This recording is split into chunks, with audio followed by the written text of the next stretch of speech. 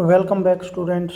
In today's video lecture we will discuss about magnetic vector potential, a little about magnetic vector potential. We will find the Poisson equation, vector Poisson equation for vector A, ये हमें find out करना है, ठीक है।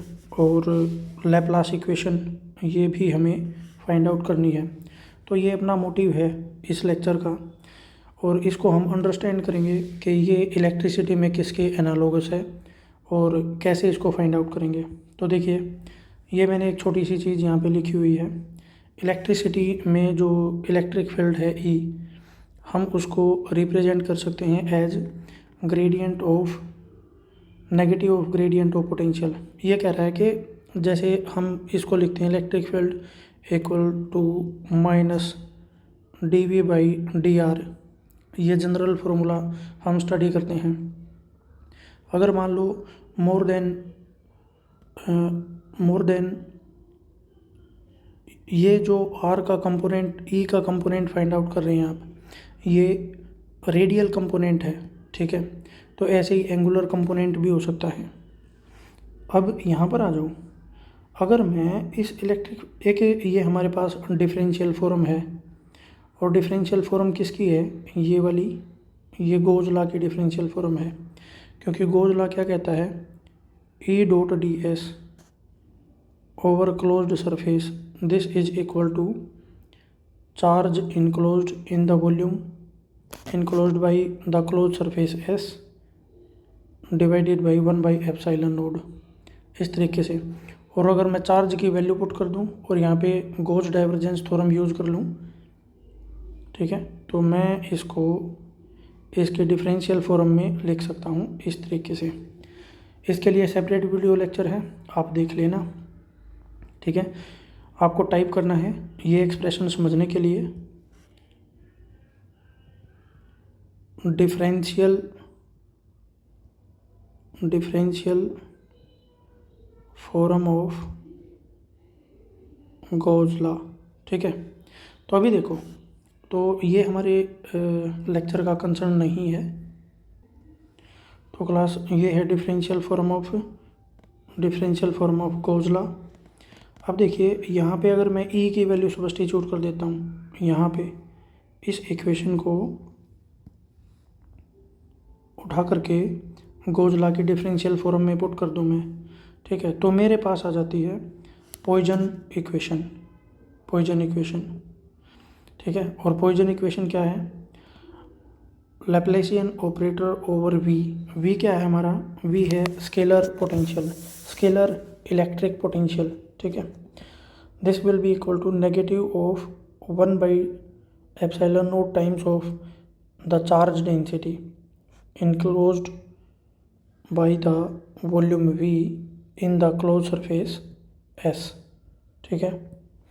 तो इस तरीके से समझ सकते हैं इसको आप।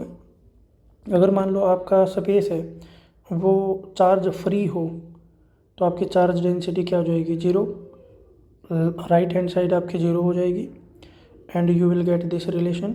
इसको बोलते हैं यहाँ पे लैप्लास इक्वेशन। तो यहाँ पर देखिए, आप दो इक्वेशन स्टडी करते हैं, एक तो है आपकी पॉइसन इक्वेशन और एक है आपकी लैप्लास इक्वेशन।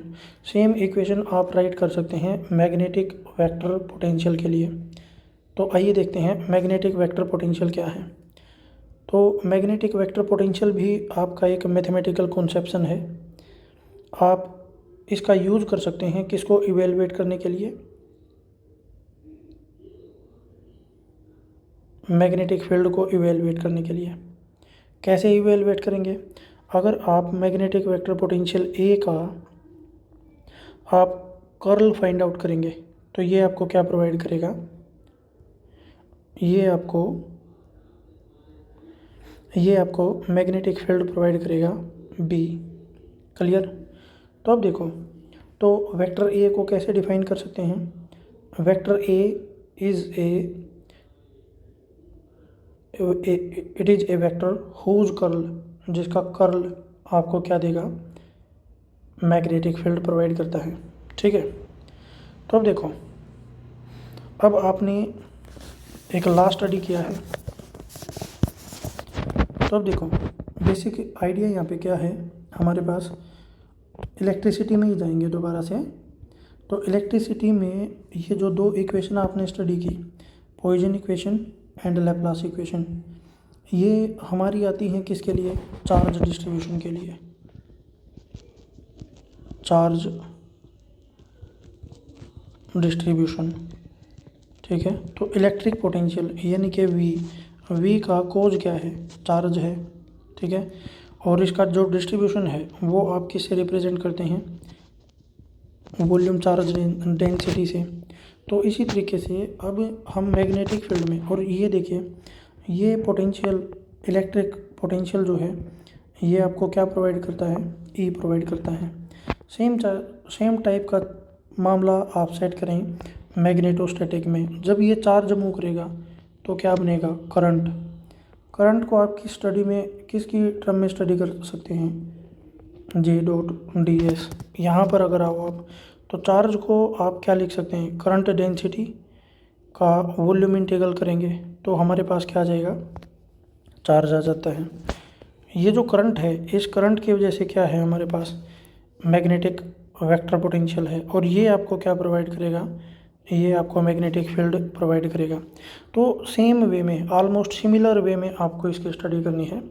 तो सिमिलर वे में आप, जैसे आपका पोटेंशियल है वो चार्ज डेंसिटी से रिलेटेड है, वैसे ही आपका जो जे है वो भी, आपका जो ए है मैग्नेटिक वेक्टर पोटेंशियल, वो भी आपका जे से रिलेटेड है। मैग्नेटिक फील्ड का कोज क्या है? करंट, ठीक है। और इलेक्ट्रिक फील्ड का कोज क्या है? चार्ज, ठीक है। तो जो पोटेंशियल है ना, potential is affected by the distribution of the charge. Magnetic vector potential is affected by the distribution of A current density. तो इसमें सेम चीज़ें हैं, एवरीथिंग इज एनालोगस। तो अब आपको ये समझना है, ऐसे ही सेटिंग करनी है आपको। डिफरेंस क्या है यहाँ पर? जो हमारे पास पोटेंशियल है इलेक्ट्रिसिटी में, हमारे पास जो पोटेंशियल है, वापस आते हैं यहीं पे, यहाँ पर हमारे पास जो पोटेंशियल है ये एक स्केलर क्वांटिटी है, ठीक है। और जो मैग्नेटिक वेक्टर है वो हमारी एक वेक्टर क्वांटिटी है। समझ आ रही है? तो यहाँ पर जो हमारे पास इक्वेशंस बनी लैप्लास एंड पॉइजन, वो एक स्केलर पोटेंशियल के लिए आपने राइट की हैं, ठीक है। यहाँ पर देखिए पॉइजन इक्वेशन भी और लैप्लास भी। अब हमें ये राइट करनी है कि वेक्टर पोटेंशियल के लिए। तो वेक्टर पोटेंशियल के लिए अब यहाँ पे आ जाओ। तो जो मैग्नेटिक वेक्टर पोटेंशियल है ये क्या है? बेसिकली ये एक वेक्टर है जिसका कर्ल आपको क्या प्रोवाइड करता है? मैग्नेटिक फील्ड प्रोवाइड करेगा। मैथमेटिकल कॉन्सेप्शन है, सीधी बात है। अब देखिए, अब आप इसको ऐसे स्पेस के लिए भी लिख सकते हो जहाँ पे करंट डेंसिटी है, ऐसे के लिए भी लिख सकते हैं आप जहाँ पे करंट डेंसिटी नहीं है, ठीक है। तो जे हमारी करंट डेंसिटी है, और यहाँ पे साफ साफ लिखा हुआ है कि करंट डेंसिटी जो है आपकी वो ऐसे रीजन में है जहाँ पे जे नॉट इक्वल टू 0 है, कुछ ना कुछ करंट फ्लो कर रहा है। तो अगर मैं एम्पियर सर्किटल लॉ यहाँ पे लिखता हूँ ACL, एम्पियर सर्किटल लॉ, तो एम्पियर सर्किटल लॉ क्या कहता है? P.dl over close path that is equal to mu naught times of the current enclosed by the close path, ठीक है। तो ये उस स्पेस में लिखी गई है जहाँ पे करंट जो है वो नॉन जीरो है। तो अगर आई की वैल्यू मैं यहाँ पे पुट कर दूँ तो ये मेरी आई की वैल्यू है, देखिए I equal to J.ds, you all know it. Stokes theorem है। स्टोक्स थ्योरम किस को किससे कनेक्ट करती है? ये लाइन इंटीग्रल को सरफेस इंटीग्रल से कनेक्ट करती है, ठीक है। तो अगर मैं इसको लिखूँ स्टोक्स थ्योरम को, तो मैं यूँ लिख सकता हूँ देखिए यहाँ पे लिख के दिखा देता हूँ। I am writing Stokes theorem for vector B. तो वेक्टर बी की जगह कोई अदर वेक्टर भी हो सकता है, ठीक है। तो यहाँ पे कैसे लिखेंगे? This will be line integral of the vector field. Vector field B है अपना यहाँ पे, over close path. This will be equal to surface integral of curl of the vector field over the open surface S enclosed by the close path L। Clear. तो ये है, यानी कि B dot D L को मैं क्या रख सकता हूँ, मैं curl of B over D S ये पुट कर सकता हूँ। किस थ्योरम का यूज़ करके, स्टोक्स थ्योरम का यूज़ करके। सेम मैंने यहाँ पे किया है, यहाँ पर देखिए, ये देखो, ठीक है। तो मैंने लाइन इंटीग्रल को कनेक्ट कर दिया सरफेस इंटीग्रल से। क्लियर। और इधर भी मैंने करंट को सरफेस इंटीग्रल की फॉर्म में पुट कर दिया। दोनों साइड को मैंने कंपेयर कर लिया। कंपेयर करने के बाद मेरे पास आ गई एक डिफरेंशियल फॉर्म। देखिए डेल ऑपरेटर एक डिफरेंशियल ऑपरेटर है, ठीक है। तो ये जो मेरे पास ये वाली जो फॉर्म आई है, ये भी एम्पियर सर्किट लॉ की ही है, बट ये यहाँ पर हमारे पास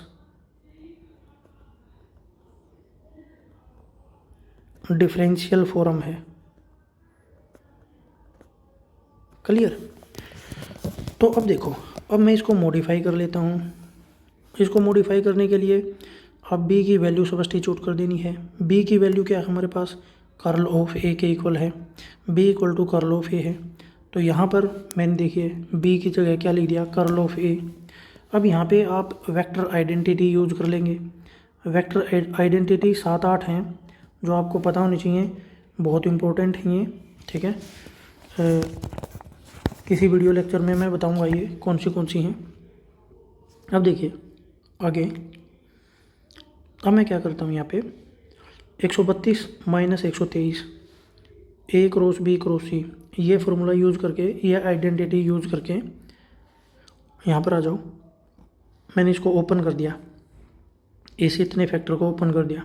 ओपन करने के बाद आपको ये चीज़ मिलेगी, ठीक है। Divergence of a del operator minus this one equal to ये चीज़ आएगी, ठीक है। अब इसमें हमने क्या बता रखा है, जो डाइवर्जेंस ऑफ ए है that is taken to be 0। क्यों, समझने की बात है। हमारे पास एक प्रॉपर्टी है, जैसे आपने गोज लॉ स्टडी किया है इलेक्ट्रिसिटी में, वैसे ही गोज लॉ हमारे पास मैग्नेटोस्टैटिक में भी होता है। और मैग्नेटोस्टैटिक में हम एक प्रॉपर्टी यूज़ करते हैं मैग्नेटिक फील्ड लाइन की, और वो प्रॉपर्टी क्या है कि मैग्नेटिक फील्ड लाइन्स हैं जो वो क्लोज लूप होती हैं। तो इसका मतलब अगर कोई क्लोज सरफेस हो तो उसमें जितनी भी फील्ड लाइन इंटर कर रही हैं उतनी ही बाहर भी निकलेंगी। तो इसका मतलब क्या हुआ, उसका जो फ्लक्स डेंसिटी है जिसको हम डाइवर्जेंस से रिप्रेजेंट करते हैं, ये हमारा क्या होना चाहिए, 0, ठीक है। तो यहाँ पर देखिए, अब हम एक मैथमेटिकल थ्योरम का यूज़ करेंगे, curl of divergence of curl of a vector that is equal to 0। तो क्या ये चीज़ यहाँ पे फिट बैठ रही है, यस, बिकॉज हम क्या लिख रहे हैं, हमने यहाँ पे मैथमेटिकल कॉन्सेप्शन यूज़ किया है, और वो क्या कह रहे हैं कि आपका जो बी है वो कर्ल ऑफ ए के इक्वल है। तो क्या हमने डाइवर्जेंस ऑफ ए को लेकर के कोई बात कही है, क्या हमारी डाइवर्जेंस ऑफ ए को लेकर के कोई स्टेटमेंट है, यहाँ पे कोई भी स्टेटमेंट नहीं है। इसका मतलब क्या है, इसका मतलब ये है कि डाइवर्जेंस ऑफ कर्ल ऑफ ए जो है वो तो हमारा बी होना चाहिए, बट डाइवर्जेंस ऑफ ए है जो वो हमारा क्या होगा, इसको लेकर के हम हमारी कोई भी क्लियर कट स्टेटमेंट नहीं है, ठीक है। एक और बात देखो, अब जो हम थ्योरम यूज़ कर, ये जो हमने रिलेशन यूज किया है यहाँ पर, भाई क्या हो गया, एक सेकंड। अब एक बात और समझते हैं। तो इसका मतलब क्या है कि डाइवर्जेंस ऑफ ए को लेकर के आपने कोई भी स्टेटमेंट यहाँ पे नहीं दी है। You are not sure about the divergence of A, ठीक है। तो इसका हमारे पास कोई क्लू है नहीं, ठीक है। इट में एक्वायर एनी वैल्यू, ठीक है। तो अगर कोई भी वैल्यू हो सकती है डाइवर्जेंस ऑफ ए की, तो इसका मतलब क्या हुआ, ये फिजिकली इनसिग्निफिकेंट है, ठीक है। तो अब मेरे पास अब इसकी कोई फिजिकल सिग्निफिकेंस नहीं है अगर, तो मैं इसको क्यों अपने साथ खींचे फिरूँ, ठीक है। तो यहाँ पे लिखा है it is better to get rid of it, ठीक है, इससे छुटकारा पाओ। और सबसे आसान तरीका है डाइवर्जेंस ऑफ ए को आप जीरो पुट कर दो, ठीक है। क्योंकि हमने यहाँ पे ये जो थ्योरम यूज़ की है इसमें ये जो प्रॉपर्टी मैग्नेटिक फील्ड की यूज़ की है और ये जो मैथमेटिकल थ्योरम आपने यूज़ की है that divergence of curl of a vector that is equal to zero, ठीक है। तो ये कर्ल ऑफ ए हमारी बी को फाइंड आउट करने की रिक्वायरमेंट को पूरा कर रहा है। दूसरा, ये प्रॉपर्टी इस प्रॉपर्टी में भी फिट बैठ रहा है। तो एक बात हमें यहाँ पे पता लग रही है कि बी को आप as curl of a vector potential लिख सकते हैं, ठीक है। B can be written as curl of a vector field, clear. दूसरी बात, डाइवर्जेंस ऑफ ए के बारे में आपको कोई भी सर्टेनिटी नहीं है। तो इसको मान लिया भैया आपने जीरो एलिमिनेट कर दिया, ठीक है। तो हमारे पास रह जाएगा सिर्फ ये वाला पार्ट। तो यानी कि इस पार्ट को जो मैंने ओपन किया तो मेरे पास सिर्फ ये वाला पार्ट आ जाता है। अब देखो, तो ये वाली जो इक्वेशन है हमारी, ये किस तरीके से मॉडिफाई हो जाएगी। यहाँ पर मैंने इसको ओपन करके दिखाया है, रिजल्ट क्या आएगा ये सारा डिस्कस कर लिया। इस फैक्टर को आप क्यों जीरो ले रहे हैं, ये भी इस फैक्टर को आपने क्यों जीरो लिया है ये भी हम डिस्कस कर चुके। अब ये किस में रिड्यूस हो गया ये भी हमें पता लग गया।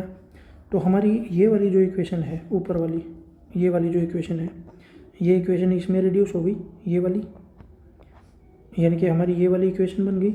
इसी को हम बोलते हैं, अब देखिए, अब ऐसी इक्वेशन हमारे पास पहले भी आई है। और कौन सी है वो इक्वेशन, इलेक्ट्रिसिटी में आप ऑब्टेन करते हैं सेम टाइप की इक्वेशन।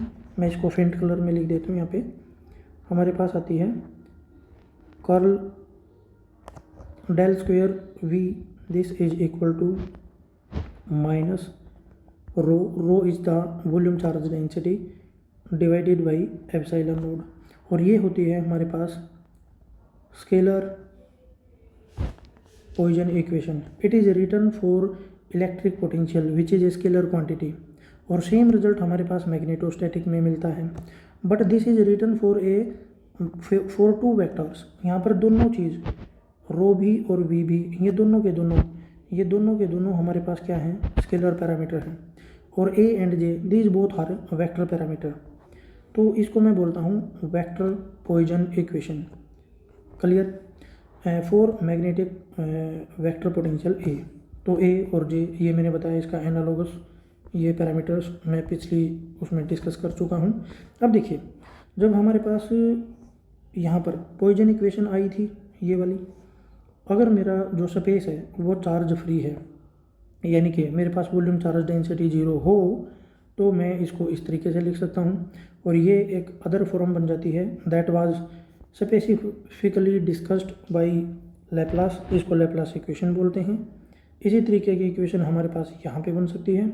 मैग्नेटोस्टैटिक जब आप स्टडी करते हैं तो आपके पास जो स्टेडी करंट है I and study current density, these become important, ठीक है।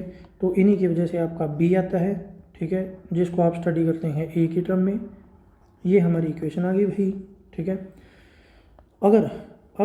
अगर मेरा जो करंट डेंसिटी है जी, अगर वो मेरा जीरो हो, ठीक है, यानी कि मेरे पास जो स्पेस है वो करंट फ्री हो, तो ये कहने का मतलब हुआ आपका आई जीरो है, आपका जे है जो वो जीरो है, ठीक है। तो हमारी इक्वेशन जो है that will reduce to this one, ठीक है। और इसके एनालोगस आपको इलेक्ट्रिसिटी में इक्वेशन मिलती है this is equal to zero.